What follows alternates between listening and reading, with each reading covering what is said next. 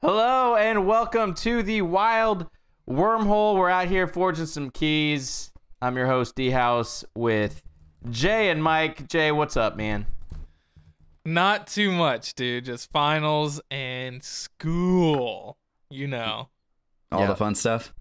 It's a blast. Yeah. All Jay's talked about for the last 18 weeks is school this, school that. I'm sorry. I'm so ready for you to be done, man. Me too. Man, I feel like I've been in school with how much Jay's talked about school.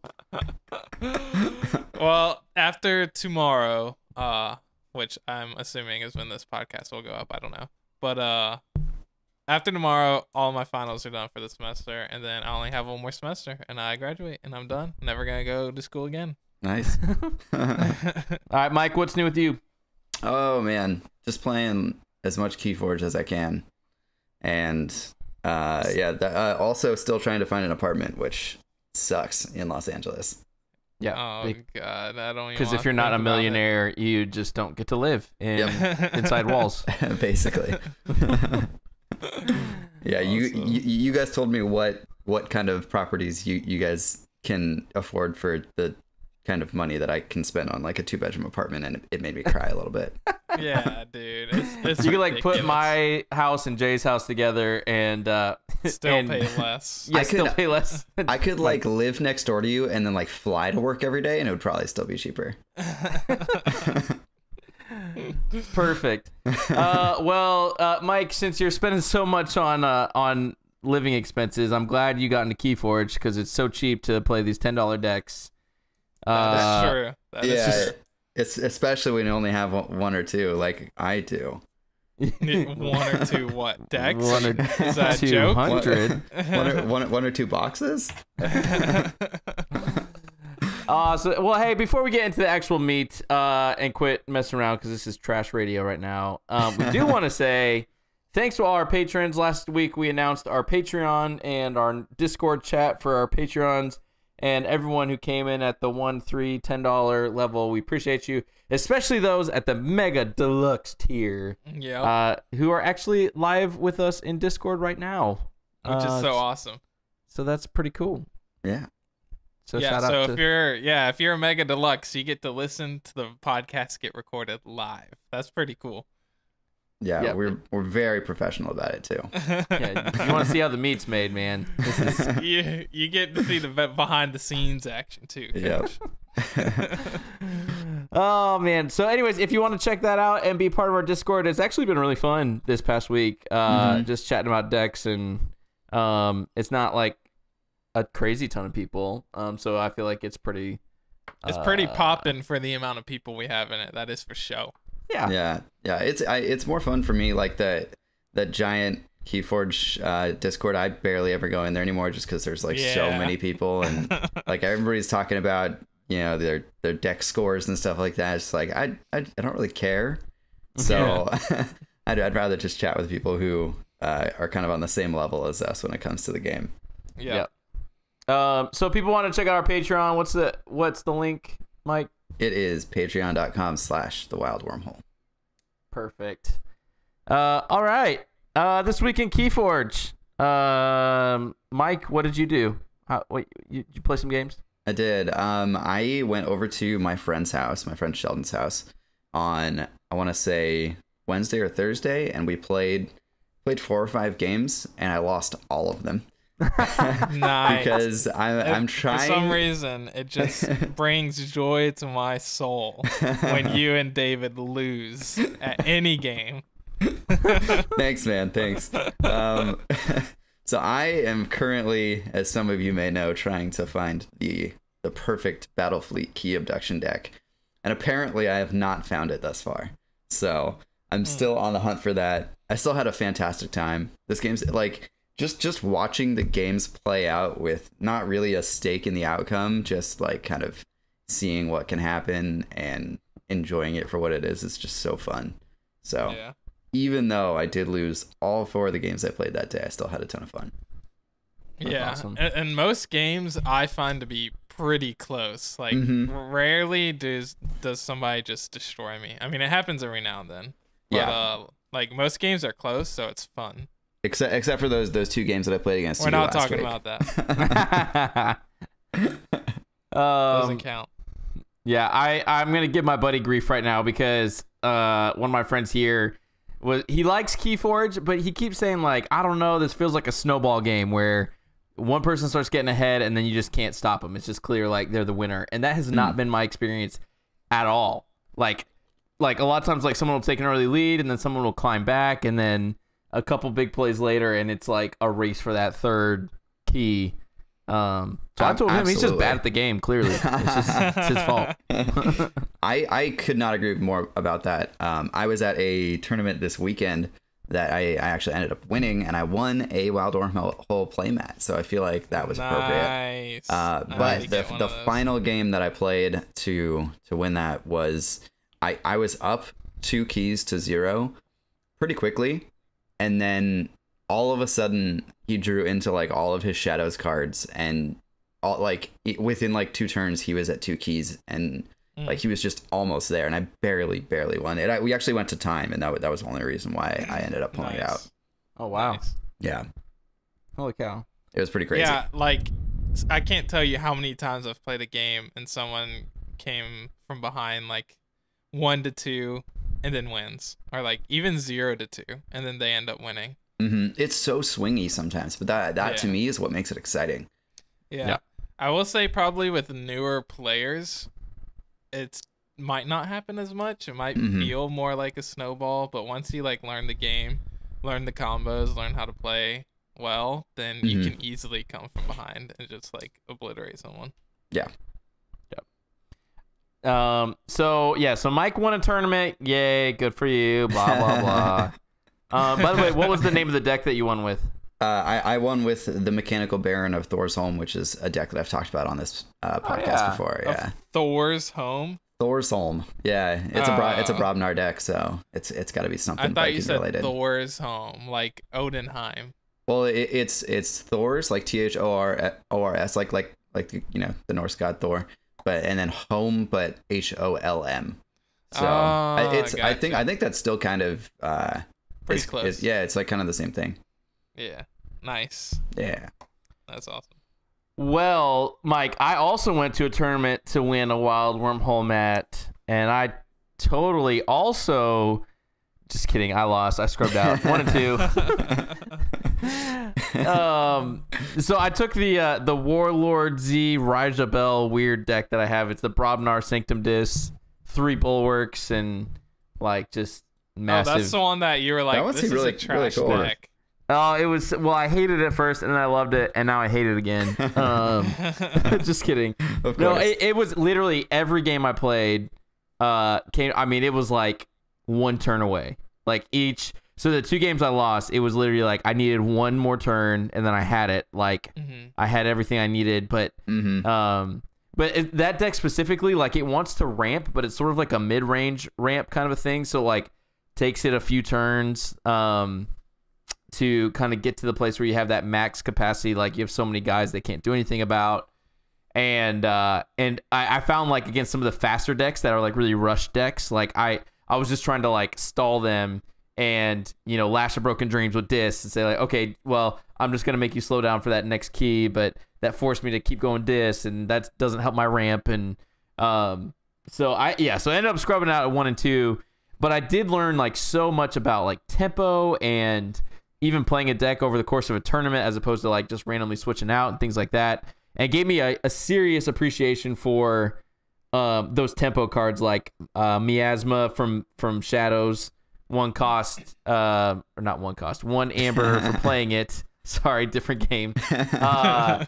And it just makes your opponent skip their Forge a Key step in the next turn. Like how many times that dropped out of like the successful decks, like the first and second place both playing multiple copies of Miasma, whatever you call it. Yeah. I mean, sometimes that's the difference in this game is 1 turn, right? So it's like absolutely. Yeah. And do you know what miasma means?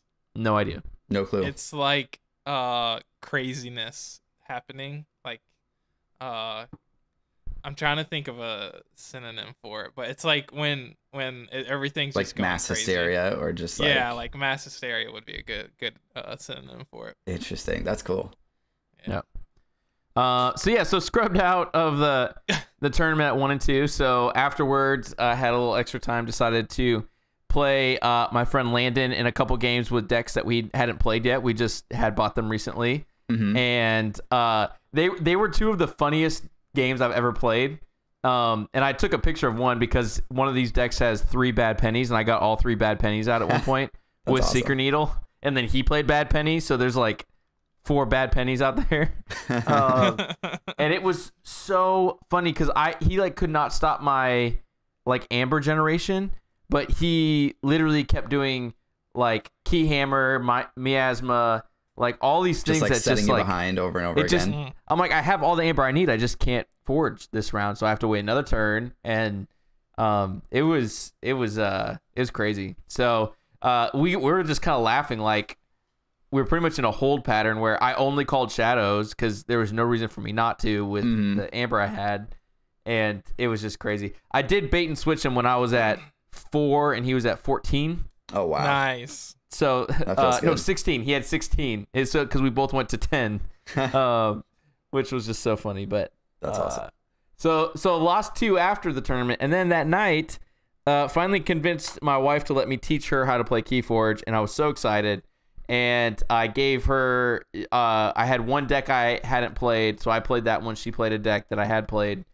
And we played with open hands, so it's a little bit like playing yourself, I guess. But when you're teaching somebody, but it did have like a really crazy epic, like finale where I was ahead, and then she played a library access with 4 logos cards, and. Oh God. With library access, ended up getting wild wormhole twice. There were 2 wild wormholes.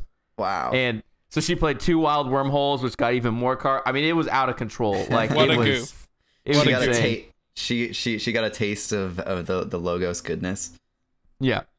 And then right when I had the game, she was able to play my miasma again. I'm telling you, it's just like it showed up so much. The bane of your existence right now. Literally lost like 4 games to this card. And then she ended up winning, which I was pretty glad about because, teaching her the game, I want her to have a good impression. Oh, absolutely. Yeah, for sure. And the best part about all of it, so I went like 1 and 6 on the day or something like that. It was terrible. Like I should probably quit this podcast and never play again. But the best part about it is we were talking and she was like, okay, so that deck I played, like, you can never play that. It's only mine now. And I was like, well, but that's my 3 bad penny deck. I want to play that more. And she's like, no, I want my own that you can't touch. I was like, well, Christmas is coming up. I'll get you 2 KeyForge decks of your own. And she's like, okay. And I was like, wait, did my wife just agree to let me get her games for Christmas? Did that really just happen? Yeah, you are living the dream, man. It is the dream, man. So I'm happy to go 1 and 6 if it means my wife's going to play too. So. Yeah, I do that same thing. Like whenever I get a new board game and I want my wife to like it, the first time we play it, I always let her win intentionally. Like even if I'm doing really well and like she doesn't see my score, I'll like move my score marker down and I'll know I won, but I'll make it look like she won. The difference is that you let her win, but DHaus just straight up lost. Yeah, he just sucks. Yeah, that's clear. Miasma OP. By the way, I want to correct myself. Somebody told me the other day that's what it meant because I asked. They were totally wrong. It says on dictionary, a vaporous exhalation. How do you say that? Like when you exhale? I don't know. Exhalation, like when you exhale. Yeah, formerly believed to cause disease. Okay, that is not the same thing at all. A miasma of tobacco smoke. So there you go. Right on. I don't know what that means. I'm so glad we cleared that up. That was really important. I didn't want someone to put in the comments, Jay, you're wrong. No, you're an idiot. They're still gonna do that because they're gonna do it like they're gonna immediately. Do it before immediately. They're gonna pause it. They're gonna pause it. They're like, all right, I gotta go tell this jerk. So listen, Jay, at 14:47, you said Grimsar is gonna troll us because he's listening to this right now. Yeah. So I actually taught my wife's sister how to play KeyForge this week as well. Nice. My sister-in-law, yeah, and she really likes it. She said she's gonna go buy a deck or two. No way. I offered to give her one of mine, but she knew I'd give her a trash one because I don't want it. So she was like, "Nah, I'll just go buy my own." Smart woman. Nice. Have you taught your wife already, Jay? Not yet. I will eventually. Probably, Yeah. To see if she likes it. Yeah, But for sure. Unfortunately, my girlfriend does not do well with like 1v1 games. yeah, If there's ever a game that's just a 2-player game, it has to be a cooperative game because she does not like to lose. yeah. Me and my wife are really competitive. So Mhm. like, there's a few games like Raptor or Seven Wonders Duel or like Patchwork and stuff that we just like go head to head. Mm-hmm. We have to win. The first time I play a game, I let her win so she likes it, and then Yeah, I and start then- beating her. And then you try hard. Yeah. All right. Any other this week in KeyForge? That was my week. I think that was mine too. Right on. Besides finals and studying. Shut up about school. Seriously, you say one thing. This is a no One more school thing zone, about Jay. school, Jay. This is why we can't have nice things. You're going to detention. Oh my gosh. All right, let's move on to our next segment. We started this last week called House of the Week. So last week we covered old Brobnar, and this week we're switching it over to Dist House. Is Yes. it Dees or Dis? Dist. Are you sure it's not Dees? So Yeah. interestingly enough, Richard Garfield made a comment online on one of those forums that he and Brad Andres, however you say that, both pronounced it differently. So I don't think it matters because two of the main guys pronounce it differently. So I mean, it's like a made up word anyway, so I think it actually doesn't matter. Yeah, but there's extra- an actual, just like GIF is GIF and not GIF. No, but it's actually GIF though. no, it's But it's GIF. not. Mike, you're It's off the GIF. podcast. No. Have you guys ever said GIF in your life? Yes. Yeah. Come on. All the Jiffy time. Lube. God, well, okay, but to refer to an animated like photo on the internet. Yeah, it's GIF. It's a GIF. It's a GIF. I know it's technically a GIF, but it's a GIF. Oh my god. Half the audience is going to agree with me. I can't with you right now. I just can't. Well, that's the thing, though, right? The guy that invented it said it was pronounced GIF. Grimsar agrees with me, so that's all that matters. no, he said GIF. I'm unpatreonic. He's saying it to you. no, he he's saying disagrees that- with you, Mike. he No, agrees he- with me and Jay. He's like, how could it possibly be GIF? No, he's saying it's GIF. He's saying it's GIF, not See? GIF. Yeah, see. He's saying it's Oh, GIF. dang it. You're outnumbered. But it's not. It's GIF. How are we outnumbered? It's 2-2. Yeah, and obviously Jay and me both count for 2 more extra votes. So Yeah. yeah, obviously. okay, let's talk about Dis. First, I guess Stop it. first talk about your first impressions of Dis when you first started playing, and then what do you feel about them now? You go, Mike. Okay. When I first started playing against Dist X, I thought that they were pretty mean and pretty disruptive and pretty controlling, and I think that still, is pretty accurate to how they play. I mean, like, you just have to look at the cards, right? Like, every single card does something that disrupts you, or disrupts your opponent, or sort of like removes creatures, removes keys, like all sorts of ways of doing things that are kind of bad. There are only a few cards that don't do that. The ones that do are really good though. Like Arise doesn't really disrupt your opponent in any way, but it is super good and just helps you. So that was pretty much my I'm with you. experience. Yeah, House of Dees is like super disruptive. Yeah, I feel like it's a bit more straightforward than Brobnar was. Weirdly, right? Because Brobnar you would think is just like smashy big dudes, but we discovered that was not the case. With this, I feel like it very much is what it appears to be.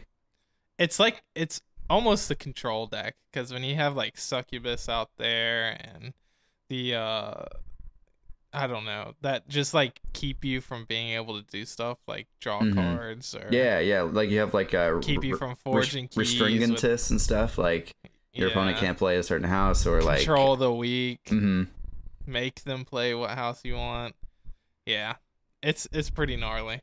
Yeah, it's super punishing too. Like if you if you're trying to play towards certain strategies, it can be super punishing. Like if you're trying to build up a hand of like all one house, and you like get there, and then your opponent can play control the weak, and then you can't play that particular house that you have a whole hand of.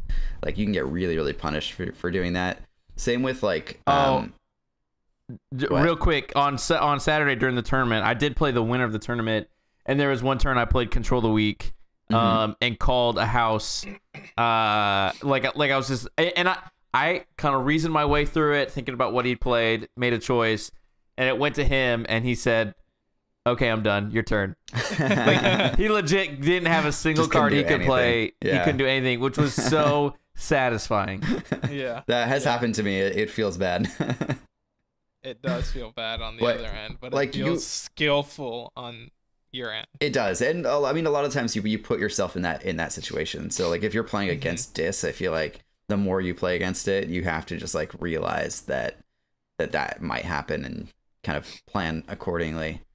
Yeah. A card that got me this weekend at the tournament was Creeping Oblivion, which I had never even played against before.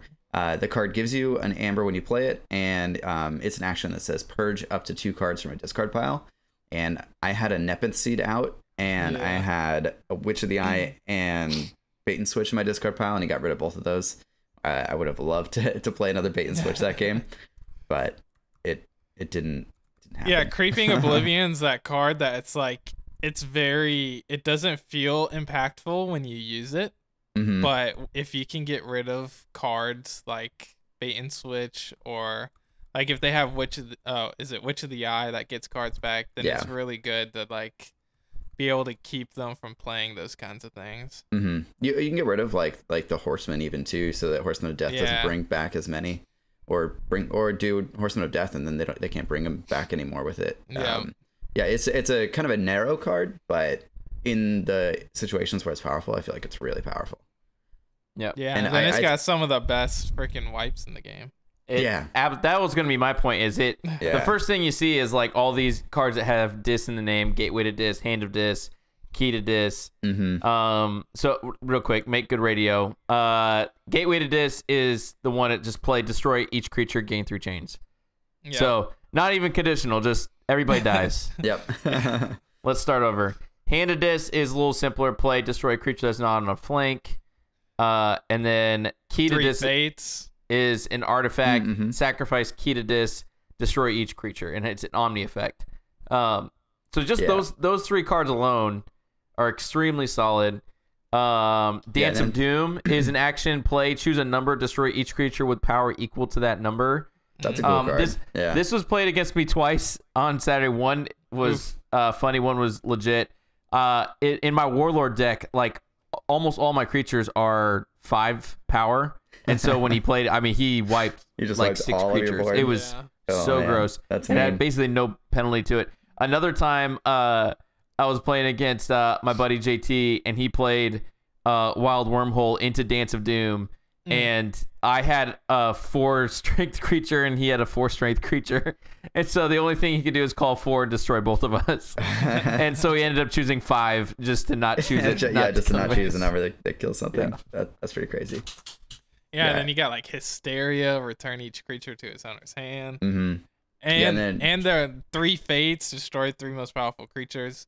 They're also the only house that's not the only house, but they're the house that has the most cards that purge, which is pretty cool. So this is definitely like the purge house.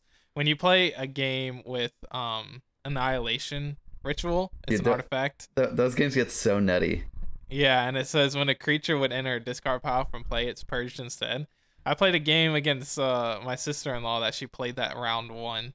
So it's like once we went through our deck, there was no more creatures. It was ridiculous. It's such an interesting sort of like play style if you end up having that in your deck and you play it early, because like the best deck that could have that would be a deck that doesn't want any of the creatures in it, because all of their other cards just like give them a bunch of amber, and then like if you can get rid of all your opponent's creatures, then they don't have a deck that can gain amber without reaping. it seems like it'd be pretty sweet. Yep. Yeah. There's also weird control options that aren't necessarily like creature based, but like Succubus, which is a 3-strength creature that says during their draw card step, your opponent refills their hand to 1 less card. That's really strong. That can be really punishing, yeah. Yeah, that's basically like you have a chain indefinitely until you deal with this guy. Yeah. Yeah. And then you've got pair that with Mind Barb. It's yeah, the one that just your opponent discards a random card from their hand. So that's 2 cards gone that round. Mm-hmm. Yep. Mind Barb is super, super good. One other thing that I've noticed about Dis is that like most of the creatures like require an answer, like immediately. Yeah. I was playing a game against my friend Sheldon that other day. I ended up losing, but I had 2 snudges on the board that were able to stick for quite a while, and like every turn I would just like bounce 2 things to his hand, and it's just like a ton to overcome if you can't kill these creatures. Oh gosh, yeah. You got Toxin, Reap. Your opponent discards a random card from their hand, so if you got both of those out and a Mind Barb, it's just like Mike, I no feel like cards. I feel like what I know about you and your dirty mill brain from other games. Like you feel like I'm a Dis player? You should be a Dis player. I don't understand why that hasn't happened yet. I'm just too stuck on the Mars Battlefleet key abduction thing right now. You are. But I feel like I'm probably a Dis player at heart, to be honest. And then before we get to our favorite cards, I do want to highlight a couple other like Tentacus, which I beat Mike with because I had 2 Tentacus out. Yeah. And it's a 5 power creature. Your opponent must pay you 1 in order to use an artifact. And I had 2 of them out there on the Crucible, and he used an artifact, paid me 2. It was great. I didn't realize that you had 2, and I was like, oh crap! And then I gave you like all of the amber that I had. And it was a card that it was the one that discards a card from your opponent's hand, I think. Subtle Maul. Yeah. Oh, Subtle yeah, it Maul was. That's right. So I like discarded a card from your hand and then gave you 2 of my And amber. it paid me 2 to do that. I was like, I'm happy to take a card away for that. See, Thanks. like I made a mistake in reading the card, and like I read it as you give your opponent an amber, but I like in my mind it was just you lose an amber, and I was fine with losing an amber, but giving it to you allowed you to then just win. Yeah. So that was dumb. Yep. The Terror is, I feel like, one of my favorite cards if you're first player, if you're playing with this. Oh, yeah. Because it's a 5-strength creature. It says play if your opponent has no amber, gain 2. That's a great opening. Like being able to start off with a strong creature and 2 amber. Yeah, that's like really nice. Flaxia and Untamed. It's like if you control more, then you gain 2. And it's like you get that turn 1. You're good the to first go. player. That's the one card you play. Yeah, for sure. Yeah. I haven't. I don't know about you guys, but and we can talk about this on another episode. But I still have not figured out what is better to go first or second. I think I usually like going first. Okay. Yeah. Because I almost always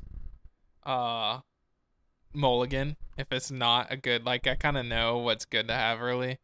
Mm-hmm. So I like the option of having a mulligan because you could really get screwed by your draw. Yeah. I think sure. I like going first. I like 7 cards. I like options. I like kind of seeing, like, being able to play something and then potentially seeing where they're going to go with it and then being able to react accordingly. Yeah. A lot of times, like, if I'm playing Sanctum, like, there's a couple decks where I have, like, the champion Anafiel. He's the 6 strength, 1 armor Sanctum guy with taunt. And I love dropping him. It's a good guy to have set up, yeah. Yeah, because then when I start playing those measly little shadows guys that have great effects but like no health, they're a little bit more protected. So makes sense. So it kind of depends on the deck, but usually that's what I'm looking for is like doing that, or like Bulwark sometimes is a great turn 1. Just get him there, so when I start playing more creatures next turn, they're all armored up. They're all beefed up, yeah. Grimsar in the chat says he likes seeing 13 cards by going first, and yeah, I agree with that. I mulligan a lot because the downside is like almost non-existent. Yeah. And Banana Crapshoot is a fine gentleman. He says he's with me. He agrees with me. So he obviously knows how to play the game better than you guys. I said I like to go first too. Yeah, but I actually think I like to go second, but I might be bad. I haven't decided yet. all right, let's talk favorite cards from the Dist house. Jay, why don't you go first? Mine is a upgrade, but it's not an upgrade you play on your own creature. It's an upgrade you play on your opponent's creature, and it's called the Collar of Subordination. And what it says is, you control this creature. And then the flavor text is, obey. I love this card, because it's like, especially if they have a good, like, disc creature out there, because it's already ready, and then you take it, and then you get to use it. So that's pretty sick. Yeah, I mean, any good creature, though, is totally worth taking, because it's a huge swing. They lose a creature, and you gain a creature, so... Mm-hmm. If their creature is ready, like, you take it ready, right? Yeah. That's so sweet.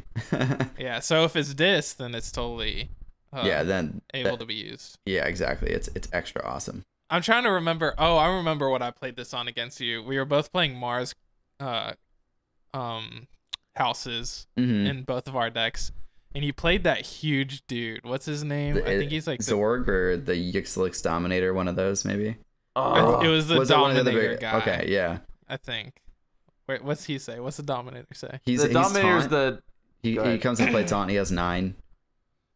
Yeah, yeah. Mm-hmm. And he enters stunned. Yeah. And what you did is you like soft landinged, played got the stun off, and then I took him, and I was able to and then you were able to use him like the next turn. Yeah. It was so awesome. Feels bad.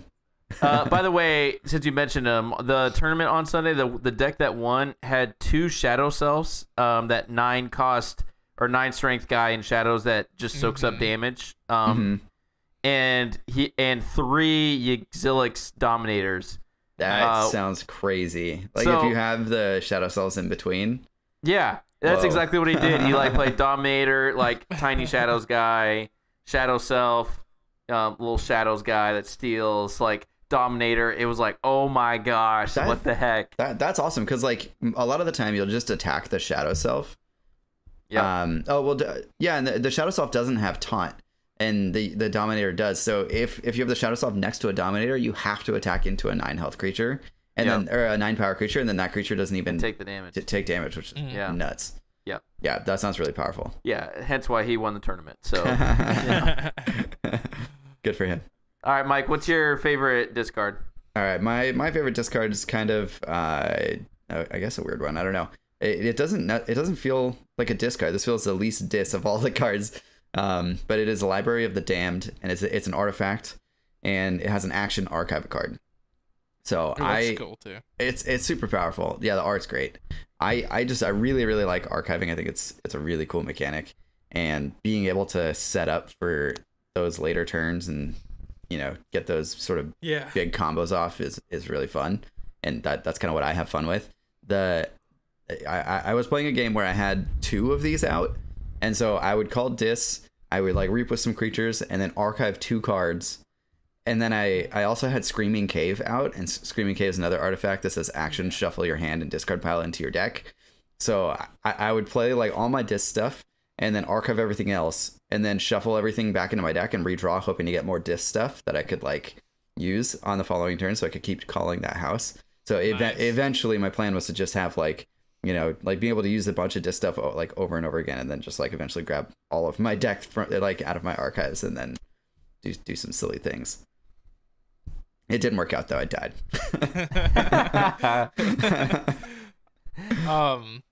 So the artwork on this this card to me looks like a twisted version of Monsters Inc. You know how like they have the doors that go that up. Is what that looks like.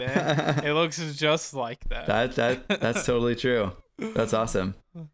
I wonder because there's Library of Babel too. I wonder if the art looks similar. But no, I think it looks like a city or something. Yeah, it doesn't. That would have been kind of fun. Man. So. All right, so you, David? Yeah, so my favorite, I was tempted to say like Dominator Bauble or Lash of Broken Dreams, because I just love those cards, and they're very obviously good, but I went with Keyhammer. Yep. So Yep. again, and it may make sense based on my experience on Saturday. Keyhammer gives you an amber for playing it. It's an action that says play. If your opponent forged a key on their previous turn, unforge it. Your opponent gains 6. So real quick, as I get into this, make sure when you play this card that your opponent actually indeed forged a key on their previous turn, because you need to remember, which I learned on the Crucible, that in this game you do as much of the card as you can. So if they didn't, you just give your opponent 6. So if they did not forge a key, you just gave your opponent 6 amber. That's amazing. And a key. That's hilarious. And then they might win the game next turn. I never noticed that. So so now I know. But again, it's a card. It's a tempo card. It's like, oh, you did that. That's awesome. Let me just undo your last turn and make you go one extra turn. So very simple. But again, having lost 4 times to my miasma on Saturday, it was like this played a key in one of the games against Landon, where I had more than enough amber. I just needed more turns to actually forge all these keys. And but between Keyhammer and miasma, it just wasn't happening. So I just have a huge appreciation for tempo cards now that I didn't before, and I like this a lot. Yeah, in the chat, Banana Crapshoot says, Wild Wormhole into Keyhammer turn 1 feels bad. It really would. That is amazing. Gosh. Yeah, if you have both of those cards in the same deck, just be careful. Oh my gosh, I need to see that happen now. That would make me so Cool happy. thing that you can do with this and Keyhammer is if you broke a Lash of Broken Dreams and they pay 9, then they only get 6 back. Mm-hmm. So you kind of force them to lose 3 there. Yeah, well, you force them to lose 3, and then if you have Lash out, you're going to use it again, and then they can't forge the next turn also. Yeah. Oh, Pretty sweet. that's dirty. I like that. See, I like Lash of Broken Dreams, since we mentioned it's an artifact, has an action, keys cost +3 during your opponent's next turn. I really like this card, but sometimes I feel like I get trapped into. Yeah. Once you start doing it, you feel like you have to keep calling Dist and doing that, and you might not get as much value out of your turns. Like, to me, that's the easiest way to get behind. And I've seen it happen so many times. And when I first started playing, I used to do it all the time too. And it's definitely a dangerous trap to get into. Yeah, it's kind of like how Jay loves the Pitlord. That's his favorite card in the game. Oh yeah. Notice how we haven't said anything about Pitlord talking about this. You know why? Because he's trash. Garbage card. He looks cool. Garbage card. He does look cool. I'm also gonna do an honorary mention to Shaffles. It's a 2 power creature. At the end of your turn, your opponent loses 1. So again, just a really annoying dude to play against, where you're like, you just have to do something about him, and if you don't, you're constantly losing amber. So, yeah, it's good. It's another one of those just must answer creatures. Yeah. There's very few cards in this that I don't like playing, or that I end up discarding. Mm-hmm. Pitlord being one of them, but the rest of them I usually play. So it's a solid house, solid cards. Yeah, definitely. Yeah. Before we move on to King Potato, do you guys agree that a fair game is like the weirdest card in the game? Yeah. Yeah. I had to read it like 4 times just to figure out what it said. I feel like it has to be like a card that you can take advantage of, but I haven't found a way to do it. Because like from what I've seen, there's no way to like really stack the top of your deck, or to know what's on the top of your deck. So it like literally is, quote unquote, a fair game, I guess, and it seems very out of character for Dis. Yeah. But if you have a handful of Dis, and then you could play a bunch of other stuff and then play this, where you only have like 1 or 2 cards left in your hand, then they're not going to get very many, if they get any. Yeah, true. So you kind of wait till you can tell when they have a bunch of the same card in their hand too. Mm-hmm. Yeah. All right. Yeah, that's a weird card. Did we even say what it was? No. All right. Sorry, guys. It is. It's called a fair game as an action. Play. Discard the top card of your opponent's deck and reveal their hand. You gain 1 amber for each card of the discarded card's house. Revealed this way. Gosh. Your opponent repeats the preceding effect on you. So yeah, I guess like if you know what's left in your deck and you just like know that the top card is not going to be the card in your hand, it just seems so weird. Like I don't understand it. If any of you guys out there have played this card to good effect or like can explain to me like why I'm wrong, I would love to know. Yeah. Real quick, going back to Discord, Banana Crapshoot said Wild Wormhole into Pitlord also feels bad. Yeah. Very true, which is again why Wild Wormhole is our favorite card. And then Grimstar says I'm going to mail Jay all my Pitlords and ruin my decks. Worth it. Yeah, totally worth it. I would love to see that happen. They're probably trash decks anyway because I got Pitlord in them, so go ahead and just... Might as well phone it in. Yeah. All right, let's move on to my favorite segment of every episode, King Potato, during which we highlight the names that make us laugh of decks in KeyForge. And there were so many submissions this past week. I mean, it was so hard to choose one. But there was one submitted over YouTube as a comment under our video. And so the winner of this week's King Potato, the name that is just... Before you say it, okay. I want to clarify. It is potato. Oh, and my it's God. house Dist. Stop it. And it's a GIF. This guy. Come on, I was with you on the GIF, man. But and it's Louisville, not Louisville. Okay, you're dead to me. Let's all mute Jay then. All right. The winner of King Potato this week is the guru that demolishes fine wine. That's so awesome. That is amazing. Oh my God. It's not just wine. It's fine wine. And he doesn't just drink it, he demolishes it. Yes. He gets hammered. That is a fantastic name. Oh man. So awesome. As for you, don't you be cheating over there and looking this deck up, by the way, Mike and Jay. But you cheating. If we're cheating at King Potato, we got bigger problems. That's right. Yeah. That's right. But based on the name, it is now your turn to guess the 3 houses. We still have yet to have a winner of King Potato, so I'm ready for you guys to. I've gotten pretty close. We gotta step up our game. Yeah, 2 out of 3. Last round. Last time I got 2 and Mike got 1, so I kind of won that round. Yeah. I think the time before though, I got 2, and oh no, the time before we agreed actually. So yeah. So all right. So Jay, you start because last week Mike started and then you cheated off of his work. So yeah, great. Now it's my turn. So fine wine. I feel like that's like that could go 2 ways. It could be Sanctum or it could be Untamed, but the Guru definitely feels like it might be Untamed. I don't know. This one's kind of tough. It's tough, right? Demolishes sounds super Brobnar, right? Yeah, Brobnar. So that's definitely the easiest one. So I'm gonna say Brobnar for 1. Okay. But demolishes could be Sanctum too. You know. Yeah, it could be. Could be Dis. Dis likes to demolish things. Guru. What would be Guru-y? I feel like I don't know. There's like that gray monk in Sanctum. Like there's some like kind of guru. Like I'm gonna go with Sanctum Untamed. Brobnar Sanctum Untamed. Yeah. Okay. Why not? okay, Mike.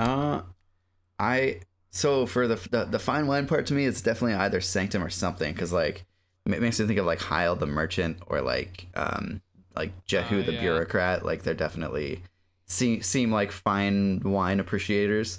Maybe something Shadows, like if they're like looking to steal some. But I think I'm gonna go Sanctum, and then maybe Guru. That one's a weird one. Yep. I think I'm gonna go with Untamed here, also. Guru might be kind of logosy. Yeah, I kind of thought about that too, but like, I don't know, like that's more like scientists and robots and stuff, but it could be. So I'm gonna go Shadows, Sanctum, and Untamed. All right. So just to recap, Jay went Brobnar, Sanctum, Untamed. Mike went Sanctum, Untamed, Shadows. So basically... Yeah, I only one off, and like the Demolishes is super obviously Brobnar, so I'm probably going to be like wrong because of that. But I'm sticking with it. Well, Mike... I will accept the ridicule if I'm wrong. So it sounds super obvious that it's Brobnar, but there's no Brobnar in this deck. Oh man. That's right. This deck, the Guru that demolishes Fine Wine, is Untamed. Hey. So you're both 1 for 1. We're both 1 for 1. Okay. It is Shadows. Yes. Yes. And it is... I feel like it's not Sanctum because you would have said that before Shadows. Logos. Oh, come on, man. Damn it. So close. I told you Logos. Yeah, you did. But I probably would have gotten rid of the, like, Untamed instead of... Yeah. I definitely wouldn't have guessed that. That Man, combo. I'm like so curious what the algorithm like pulls from to create these names. I know, right? Some might go to more than one. Yeah, I could see that. Yeah, because Yep. All right, well, people, you it's time to send in your more King Potato nominations. So whether you're watching this on YouTube, you can put it in the comments, comment on Facebook, tweet at us, send some snail mail to Jay with your Pit Lords and your King Potato nominations. All of the above is acceptable. So great. Hit us up on Discord. Pretty much all of the things. Yeah. Yep. Right. Pretty much. All the places. All the places in the things. We will find it. Yeah. Cool. So this past week sorry if you hear my dog. My dog is being obnoxious right now. This past week we did start a new type of content called Sloppy Lab Work. Jay did the first one. Basically, breaking down a deck, specifically trying to identify combos and strategies, and knowing that, no one else is going to play that deck, but you might learn something, and it might be similar enough to one of your decks to help you out. So let us know what you thought of the content. I thought it was trash. I would never listen to that, but it's garbage. But someone might like it, I guess. We should have another one coming out this week that I recorded, so hopefully it doesn't suck as much as Jay's. Yep. So just like let us know what you thought worked, what you thought didn't work, and we'll improve over time, like everything else. That's right. We're new at this KeyForge thing too, so if you have ideas of content you would like to watch or see, we haven't done any like gameplay yet, and I don't know if people want to see that or not. I'm kind of curious myself. So yeah. That's about it. Be sure to follow us on the old social medias, Twitter, Wild Wormhole. Everything else is The Wild Wormhole. Be sure to, on iTunes or wherever you're listening to this podcast, or maybe it's just iTunes, I don't know. But shoot us a review. We'd love for you to... we don't know how it works, but we want it. We want it. No, just kidding. On iTunes, we know that more reviews and all that. If someone searches KeyForge for podcasts, this will pop up, and then we continue the conversation with more people, and that's always fun. So, and then we mentioned earlier, if you want to support us on Patreon, patreon.com/wildwormhole, you can jump into the Discord chat and make fun of Jay as much as you want. I mean, it's totally, there's no rules. So great. It's very easy, so you'll fit in well. Yes. Anything else from you guys before we close this thing out? Nada. Nope. All right, Jay. Go. Oh my gosh. You're done. So tonight's closing flavor text comes from the Creeping Oblivion, which Mike mentioned earlier, and it's a quote from Dr. Escotera. He says, "As far as Oblivions go, it's in my bottom 3." There you go. I like it. So there you go. All right, okay, thanks. Bye. Bye.